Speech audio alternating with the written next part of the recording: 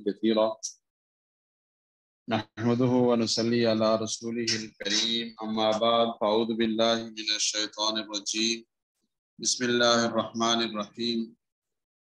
आज हम 30वें पारे की सूरतुल फील पढ़ेंगे। अऊज़ु बिल्लाहि मिनश शैतानिर रजीम बिस्मिल्लाहिर रहमानिर रहीम।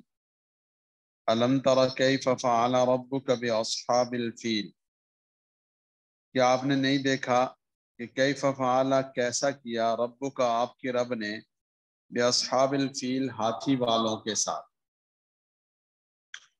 इस सूरह मुबारका का नाम सूरह फील इसलिए रखा गया कि इसकी पहली आयत मुबारका में हाथी वालों का तज़किरा है और इसका पस मंज़र ये है कि रसूलुल्लाह सल्लल्लाहु अलैहि वसल्लम के दुनिया में तशरीफ लाने वाले साल या उससे कुछ अरसा पहले मक्का मुकरमा में एक वाक़या पेश आया जिसे अस्हाबे फील का वाक़या कहा जाता है। और ये जो ऐसे वाक़यात हैं कि जो रसूलुल्लाह सल्लल्लाहु अलैहि वसल्लम के दावा नबूवत से पहले हुए, उनके लिए इरहास और इरहासात का लफ्ज़ बोला जाता है। मोजिज़ा किसको कहते हैं? वो खिलाफ मामूल चीज़ कि जो किसी नबी के दस्ते अक़दस पर ज़ाहिर हो। रसूलुल्लाह सल्लल्लाहु अलैहि वसल्लम ने जब तक नबूवत का दावा नहीं फरमाया, उससे पहले जो चीज़ें ज़ाहिर होंगी तो वो एक किस्म की तमहीद होगी, वो एक किस्म का इशारा और इब्तिदा होगी। इसलिए उसके लिए इरहास या इरहासात का लफ्ज़ बोला जाता है। वो ये कि यमन के जो बादशाह थे, उन बादशाहों को जब वो वहाँ पर एक उन बादशाहों में से एक बादशाह था अबरा जिसका नाम था, और ये ऐसा था कि जिसने यमन के अंदर बैतुल्लाह शरीफ की तरफ लोगों का रुजू देखकर, बैतुल्लाह शरीफ के साथ लोगों की मोहब्बत देखकर, बैतुल्लाह शरीफ की तरफ लोगों के असफार देखकर उसने ये फैसला किया कि मुझे यमन में एक इस तरह का आलीशान महल बनाना चाहिए और लोगों को उसकी तरफ बुलाना चाहिए कि जो उस महल, जो कि असल में कलीसा नमा जगह यानी इबादत खाना था, लेकिन बनाया ऐसा शान और शौकत वाला तो उसको महल करार दिया गया और हकीकत में वो एक किस्म का कलीसा और चर्च था। तो लोगों को उसने दावत देना शुरू की कि आप यहाँ पर आएं और इसमें आकर इबादत करें और इसमें वो सारे अमाल करें जो कि लोग बैतुल्लाह शरीफ में जाकर करते हैं। लेकिन लोगों पे और उसकी तवज्जो ना हुई, असर ना हुआ। उल्टा असर होने के बजाय बाज लोगों ने यह किया कि उसका वो जो कनीसा और महल था उसमें जाकर गंदगी करना शुरू कर दी, कज़ाए हाजत करना शुरू कर दी। बाज़ रिवायात में आता है कि उसके एक हिस्से को आग लगा दी, कि जो भी अपनी तरफ से उनसे हो सका उन्होंने नुकसान पहुंचाने की कोशिश की। तो उसकी वजह से जो बादशाह अबरा था, इसे गुस्सा आ गया और इसने सोचा कि मुझे इस मामले के हल के लिए जब तक मैं अलियाज़ु बिल्लाह बैतुल्लाह शरीफ को शहीद ना कर दूं, उस वक्त तक मेरा ये जो सिलसिला ये चलने वाला नहीं, इसकी तरफ लोगों का रजू नहीं होगा। लोगों के पास ऑप्शन मौजूद है, तो जब वो ऑप्शन ही नहीं रहेगा तो फिर लोग सारे के सारे इस घर और इस महल की तरफ मुतवज्जे हो जाए। चुनाचे उसने एक लश्कर तैयार किया और वो लश्कर हाथियों वाला लश्कर, हाथियों के जरिए से लश्कर कशी करना, ये एक किस्म का रोब दाब डालने के लिए और लोगों को खौफजदा करने के लिए ये अंदाज इख्तियार किया जाता था। और बस औकात जंगों में भी ये अंदाज और ये तरीका इख्तियार किया जाता। तो उसने अपना जो लश्कर तैयार किया, दो तरह की रिवायात मिलती है। एक रिवायत ये मिलती है कि मक्का मुकरमा से बाहर के हिजाज मुकद्दस के जो अरब कबाइल थे, उन्होंने अपनी अपनी बिसात के मुताबिक थोड़ी बहुत मुज़ाहमत करने की कोशिश की, लेकिन वो हर एक को ताकत ताराज करता हुआ गुजर आया, सबको रास्ते से हटाता हुआ गुजरता आया। और बाद में लिखा कि उसके आने का अंदाज ऐसा था और वहां पर उनकी जो बादशाहत और उनकी जो ताकत और कुव्वत है, जैसे आज के दौर के सुपर पावर्स के बारे में एक कमजोर ईमान वालों का एक तासुर है, तो इस तरह का तासुर था जिसकी वजह से कोई उसके रास्ते में ही नहीं आया। अब जब वो मक्का मुकरमा पहुंच गए तो वहां पर उन्हें किसी ने बताया कि ये जो मक्का मुकरमा में बैतुल्लाह शरीफ है, इसके मुतवल्ली अहले कुरैश हैं, इसके सरदार हजरत सैयदना अब्दुल मुत्तलिब जो रसूलुल्लाह सल्लल्लाहु अलैहि वसल्लम के दादा जान हैं, वो इसके जो यानी मुतवल्ली हैं, इसके खादिम हैं। तो अब दो तरह की रिवायात हैं। एक ये है कि उसने खुद अप्रोच किया, और ज्यादा मारूफ बात जो हमारे यहाँ सब हज़रात सुनते पढ़ते हैं कि हजरत अब्दुल मुत्तलिब का जो ऊंटों का मामला था, उस मामले में जब इस अबरा बादशाह और इसके लश्कर के साथ उनका मुकालमा हुआ, तो उन्होंने फरमाया कि मुझे तो अपने ऊंटों की गरज है। उसके लश्कर वालों ने उनको पकड़ लिया, और या ये है कि वो नहीं मिल रहे थे। तो बजाय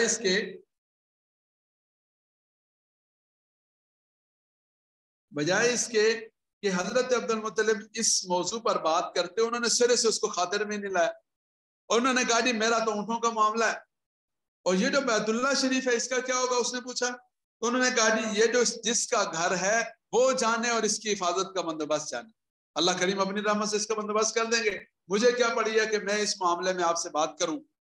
तो इसकी वजह से उस अबरा बादशाह पर और ज्यादा रोब पड़ गया। लेकिन जाहिर है कि दूसरी तरफ से देखा जाए तो जाहिरी निगाह से उसके लिए मैदान तो साफ हो गया। उसे से ज्यादा ये खदशा था कि कुरैश वाले मुजामत करेंगे, तो कुरैश के सबसे बड़े सरदार ने सीधी सीधी बात कह दी कि जी इस घर वाला जाने और इसकी हिफाजत का बंदोबस्त जाने। तो चूंकि असबाब के दर्जे में, जाहिरी शक्ल में, और जो सूरत हाल थी उसमें मुजाहमत करने की कोई शक्ल समझ नहीं आ रही थी, तो उन्होंने ये जवाब दे दिया। या बाद रात ने फरमाया कि ये जंगी हिकमत अमली थी। तो बहरहाल जो कुरैश वाले थे उन्होंने खूब दुआओं और मुनाजात का एहतमाम किया, और रब्बे जुल जलाल की बारगाह में अपनी आजिज़ी का इजहार किया। तो अल्लाह रब्बुल इज्जत की तरफ से ये करम वाला मामला हुआ कि जब उन्होंने बैतुल्लाह शरीफ की तरफ रुख किया, तो जो समंदर वाली साइड है उस साइड से कुछ परिंदे आए, और वो अबाबील, छोटे छोटे परिंदे। अबाबील आप रात ने देखा होगा, छोटा सा परिंदा होता है, और वो छत के अंदर अपना घर बनाता है और मिट्टी के साथ घरौंदा सा बनाता है। तो उस परिंदों ने आकर इनके ऊपर जो संगबारी कर दी, और इनके ऊपर ऐसे अंदाज से अल्लाह रब्बुल इज्जत के अजाब का कोड़ा बरसा कि फरमाया कि उनके अंदर से एक कंकर आता था, और वो हाथी के सर में लगता या किसी इंसान के सर में लगता तो उसके पांव से निकलकर जमीन में बेबस हो जाता।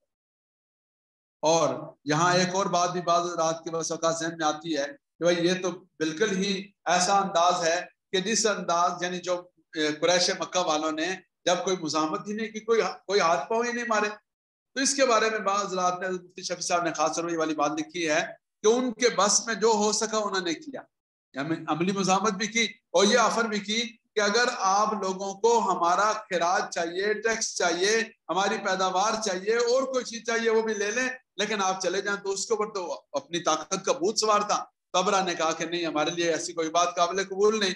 तो जब इन नजरात ने देखा कि अब इसका और कोई हल नहीं है, तो वो अल्लाह रब्बुल इज्जत की तरफ मुतवज्जे हुए, और रब्बे जुल जलाल ने अपनी तदबीर के साथ अपना जो लश्कर है वो अबाबीलों का लश्कर भेजकर जो इसका लश्कर था, हाथियों का, अबरा का जो लश्कर था, उसको नेस्त नाबूद कर दिया। तो यहाँ पर उसी का तस्करा है। इरशाद फरमाया अलम तरा कैफ फअल रब्बुका बिअस्हाबिल फील, क्या आपने नहीं देखा कि आपके रब ने क्या किया। कैफ फअल, कैसा किया, यानी क्या मामला किया। रब्बुका, आपके रब ने, बिअस्हाबिल फील, हाथी वालों के साथ। हाथी वाले यानी अबरा का जो लश्कर था उसका वो मुराद है। अलम यजअल कैदहुम फी तज़लील, क्या आपने नहीं देखा कि ये उसी के साथ, पहले वाले के साथ ताल्लुक है कि अलम तरा, क्या आपने नहीं देखा, अलम यजअल, क्या नहीं बना दिया आपके रब ने, कैदहुम, उनकी तदबीर को, उन्होंने जो कुछ मंसूबा बंदी की थी उस सब की सब को, फी तज़लील, तज़लील का माना गलत साबित नहीं कर दिया, उसको नाकाम और नामुराद नहीं कर दिया। पारसला अलैहिम, पारसला अलैहिम, और भेजे उनके ऊपर तैरन अबाबील, उड़ते जो जानवर हैं और उनके जो ग्रोह हैं। ये जो आप ने देखा होगा कि अबाबील जब उड़ते हैं तो ग्रुप बना बना कर उड़ते हैं। फरमाया कि ऐसे उड़ते हुए परिंदे कि जो ग्रोहों की शक्ल में, टुकड़ियों की शक्ल में थे, या अबाबील उस परिंदे का नाम है, वो हैं, उनको भेजा। तरमीहिम बिहिजारतिन मिन सिज्जील, तरमीहिम, जो उनके ऊपर फेंकते थे, बिहिजारतिन, ऐसे पत्थर के जो मिन सिज्जील, कंकर की पत्थरियां, यानी जैसे आपने देखा कि मिट्टी से बने हुए जो होते हैं ना, एक होता है पक्का पत्थर और एक होता है मिट्टी का बनी हुई ठीकरी नुमा सा पत्थर, तो वो मुराद है। फरमाया कि तरमीहिम बिहिजारतिन मिन सिज्जील, वो फेंकती थी, वो जो चिड़ियां थी, वो परिंदे थे, वो फेंकते थे बिहिजारतिन, ऐसे पत्थर, मिन सिज्जील, जो कंकर के थे, फजअलहुम कास्फिन माकूल, फिर उन्होंने बना दिया उस लश्कर वालों को कास्फिन माकूल, ऐसा भूसा बना दिया कि जो खाया हुआ भूसा होता है, यानी ऐसा भूसा के जो चूरा चूरा हुआ और बिल्कुल टूटा फूटा हुआ चूरा, ऐसा बनाकर उनको रख दिया। तो ये बस्ती वालों के साथ भी, यानी उस लश्कर वालों के साथ भी ये हुआ, उनके हाथियों के साथ भी ये हुआ। और बाद रात ने लिखा है कि खुद ये जो अबरा था, इसके साथ क्या काम हुआ कि ये वहीं पर मौका पर मुर्दार नहीं हुआ, बल्कि इसको एक ऐसी बीमारी लग गई कि जिस बीमारी की वजह से इसके जिस्म के हिस्से गलना शुरू हो, गल गल कर गिरना शुरू हुए, और ये वापस यमन गया और वहां पर जाकर जिन लोगों के सामने इसने बड़ा रोब डालकर, डींगे मार मार कर उनके सामने दावे कर करके आया था, उन लोगों के सामने जाकर अल्लाह रब्बुल इज्जत ने इसको निशान इबरत बनाया और हलाकत से दो चार किया। और फरमाया कि उसके लश्कर के बाद लोगों के साथ भी ये मामला हुआ कि वो मौका पर हलाक नहीं हुए, बल्कि वो अपाहज और माजूर हो गए। और सैयद आयशा सिद्दीक़ा रज़ी अल्लाह तआला अन्हा ने, और इसी तरह उनकी जो हमशीरा सैयद आसमा रज़ी अल्लाह तआला अन्हा है, उन्होंने ऐसे दो माजूर अफराद को बाद में देखा भी कि जो इस वाक़े का शिकार हुए थे या इससे मुतासर हुए थे। तो बहरहाल जो भी हुआ, अल्लाह रब्बुल इज्जत ने अपनी रहमत से उस हाथी वालों के लश्कर को और अबरा को निशान इबरत बना दिया। और निशान इबरत बनाने के लिए अल्लाह रब्बुल इज्जत की कायनात के बड़े बड़े निज़ाम थे, बड़ा बड़े अल्लाह रब्बुल इज्जत के पास, यानी दावतुल्लाह फिल अर्ज़, अल्लाह रब्बुल इज्जत के दावा और जानवर बड़े बड़े छुपाए, लेकिन अल्लाह ताला ने मामूली सी अबाबिल नामी परिंदे का इंतखाब किया, जैसा कि नमरूद के लिए मच्छर का इंतखाब किया, जैसा कि फिरौन के लिए पानी का इंतखाब किया। तो ये लोगों को बताने के लिए कि अल्लाह रब्बुल इज्जत की तरफ से जब कोई फैसला आए और अल्लाह रब्बुल इज्जत की जब तदबीर आए, तो फिर लोगों की तदबीर और उनकी मनसूबाबंदी वो किसी काम की नहीं रहती। अल्लाह करीम की ज़ात से दुआ है, अल्लाह ताला मुझे और आपको अमल करने की तौफीक नसीब फरमाए। आखिर दावाना अल्हम्दुलिल्लाहि रब्बिल आलमीन। आमीन। अल्लाहुम्मा सल्लि अला मुहम्मदिन नबिय्यिल उम्मी व अला आलिहि व अस्हाबिहि व सल्लिम तस्लीमन कसीरन कसीरा। रब्बना ज़लमना अनफुसना व इल्लम तग़फिर लना व तरहमना लनकूनन्ना मिनल ख़ासिरीन। या अल्लाह हम सब के हाल पर अपना खुसूसी रहम करम फरमा दें। अल्लाह जितने ईमान वाले दुनिया से रुखसत हुए सब की बख्शिश और मग़फ़िरत फरमा दें। अल्लाह जितने ईमान वाले बीमार हैं सबको शिफाए कामिला आजिला नसीब फरमा दें। सुब्हान रब्बिक रब्बिल इज़्ज़ति अम्मा यसिफून व सलामुन अलल मुरसलीन वल्हम्दुलिल्लाहि रब्बिल आलमीन बिरहमतिका या